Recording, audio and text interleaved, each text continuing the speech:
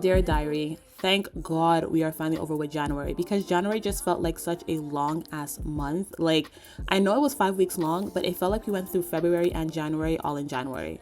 But anyways, granted that it was a long month, I did spend the entire month in Montreal, which originally wasn't the plan. I thought I'd be back in Toronto come the second week of January, but still I am here first week of February. And at first I was kind of upset about it because I had a whole routine back in Toronto.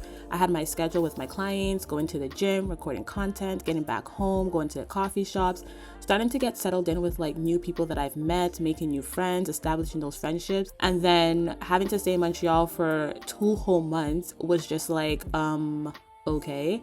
And honestly, at first, I really didn't understand it. I didn't like it at all. But the one thing I've been realizing more and more is that some things you just will never understand, and it's all working for you and not against you. And you have to just let go and let God sometimes and find the blessing in everything that happens. Even if you are not able to understand it, sometimes down the line, you will grow to understand why things happened or why it happened to you. But sometimes you may just never know, and you just have to be okay with that. And so being in Montreal has not only allowed me to save so much money because I'm with my parents and thankfully they cook for me, but I've also been able to spend a lot of time with my girls, recharge, catch up, and just spend time with the people who I've literally known for over 10 years and have built solid friendships.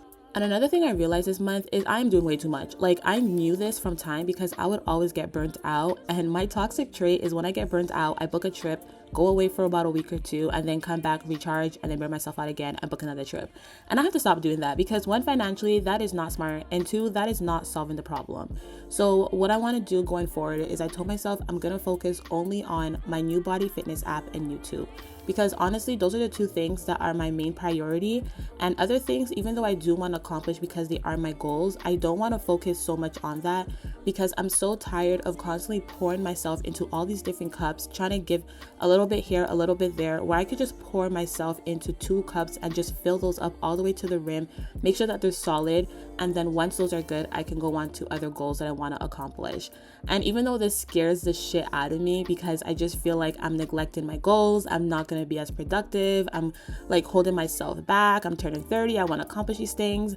I know that everything works out the way it's supposed to work out, and what's for me is for me.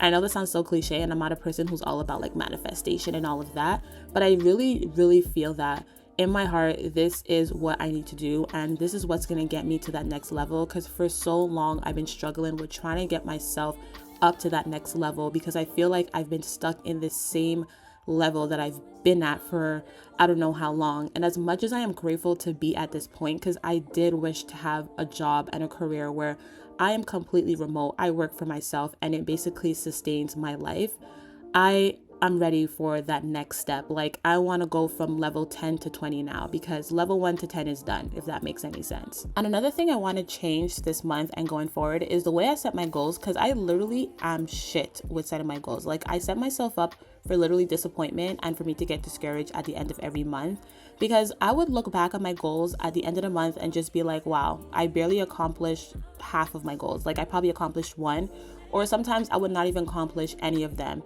And it just gets discouraging and you start to doubt yourself. And after listening to a podcast, I don't even remember his full name, but it's Alex something.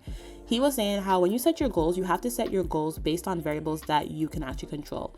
And that's when I was like, holy shit, I literally do not have any control over the variables of the goals that I set.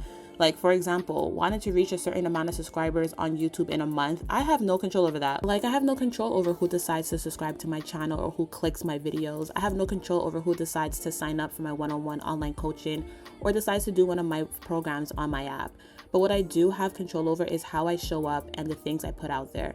And so I want to focus more on the content that I create and making it the best content I possibly can, and just getting better at it and learning new skills, and also showing up as the best trainer I can for my current clients, getting them the results that they want to get, and also teaching them so that they can sustain those results, and just focus on those things and stop comparing myself, which is going to be the biggest thing to do because I've been doing this for years and it's hard to break a habit, but I'm going to try because that is something that I actually do have control over. But all in all, January, even though it was a long ass month, I'm just happy for February to finally be here because I feel like I'm walking into a different path than I was at the beginning of the year.